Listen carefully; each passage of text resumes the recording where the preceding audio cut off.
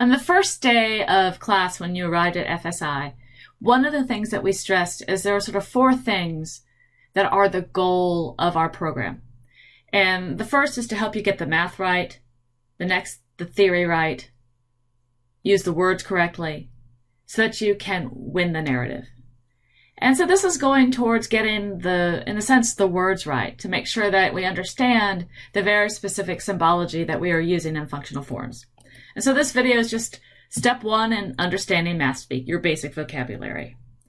So with all these functional forms that we're looking at, we can say y is some function of x.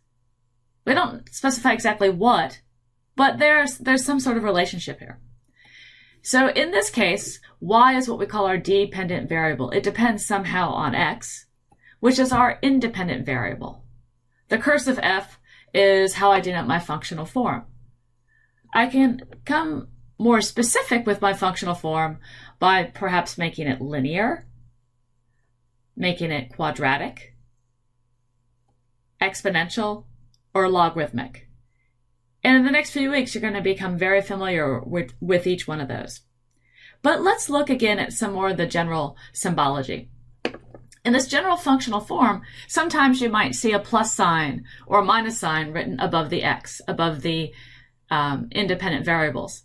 And what this says is that x and y have a positive relationship. This means that if x rises, y rises.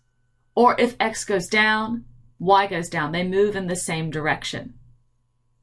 This is in contrast to putting a minus sign above. And a lot of times people say a negative relationship, but that has some sort of connotation, emotional connotation. So I like to use the term inverse relationship. And so what this means is that if x goes up, y goes down, or if x goes down, y goes up. So they move in opposite directions.